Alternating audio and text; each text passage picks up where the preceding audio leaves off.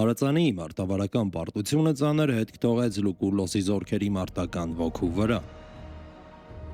Գումարելով սրան մասնակի սովը և մշտական վտանգը, կարելի է հասկանալ, թե ինչու լեգիոնները սկսեցին ըմբոստություն և հրաժարվեցին արտաշատ գնալու մտքից։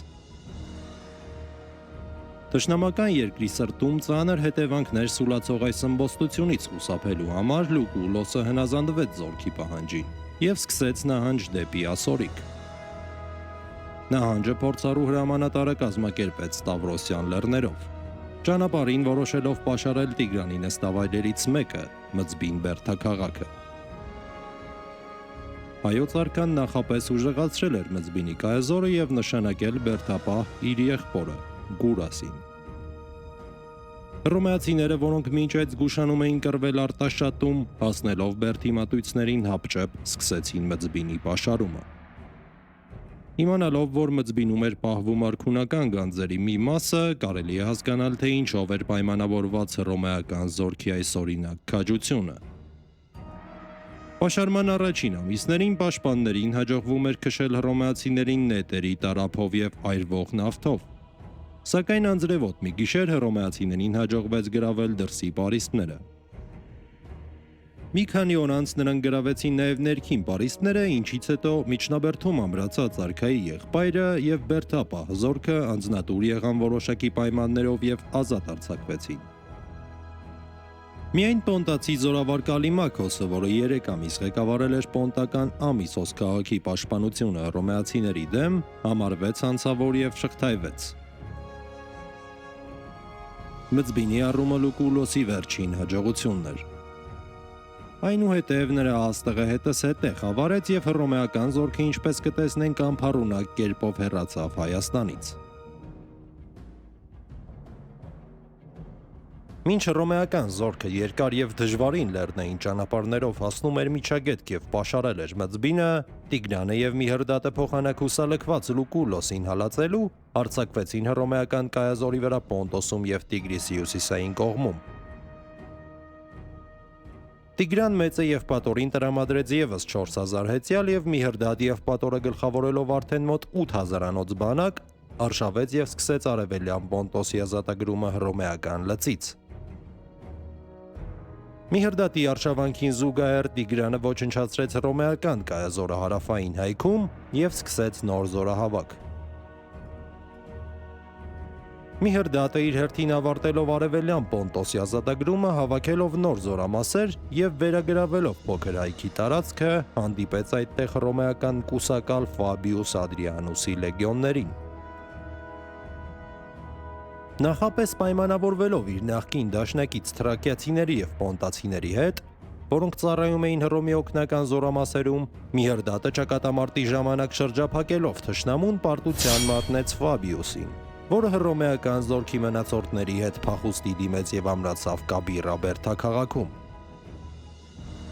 Հռոմեական զորքերի հրամանատարին օգնության եկավ հռոմեացի մեկ այլ ստրատեգ Տրիարիուսը, որը նրան պաշտոնը անկարեց և փոխարինեց։ Վերջինս ծանոթանալով իրավիճակին և գիտակցելով ուժերի անհավասարությունը, անմիջապես սուրհանդակ ուղարկեց Լուկուլոսին օգնության կանչով։ Ենթակաների իմբոստության պատճառով Լուկուլոսը խոստացավ ներկայանալ միայն 67 թվականի գարնանը,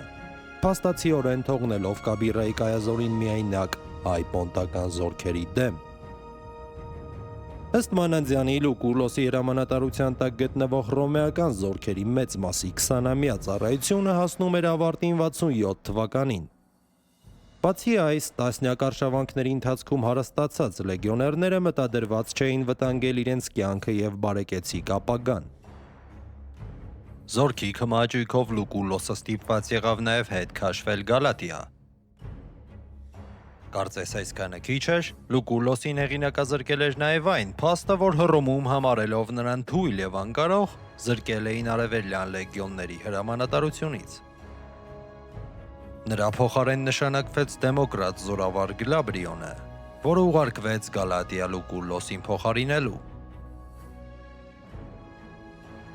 Մինչ այս դեպքերը հայ պոնտական զորքերը սկսել էին Կաբիռայի հարևանությամբ գտնվող Դադաս ամրոցի պաշարումը։ Այստեղ էին գտնվում պատերազմի ընթացքում հռոմեացիների գրաված ավարի եւ գանձերի զգալի մասը։ Այս քայլը ստիպեց Տրիարիուսին դուրս գալ ամրոցից եւ շտապել օգնության։ Նա ստիպված էր կռիվ տալ անհարմար լեռնային գոտում։ Չնայած թշնամու համար դիմադրությանը, որոնց քանակը հասնում էր մոտ 10,000-ի, հայ պոնտական զորքերին հաջողվեց քշել նրանց Տղմուտ ձորը, որտեղ նրանք գրեթե ամբողջությամբ ոչնչացվեցին։ Ըստ դեպքերին ժամանակակից պատմիչ Պլուտարքոսի, ճակատամարտում սպանվել էին 7000 լեգիոներ, 25 ռազմական տրիբուն եւ ավելի քան 150 փորձառու հարյուրապետ։ Նրանց հնչյունները անթաղ մնացին Տղմուտ ձորում ավելի քան 3 տարի եւ հանձնվեցին հողին Պոմպեոսի զորքերի կողմից միայն 64 թվականին։ Միհրդատի սրից փախավ միայն ինքը Տրիարիուսը իր պահապան հեծելազորի ուղեկցությամբ։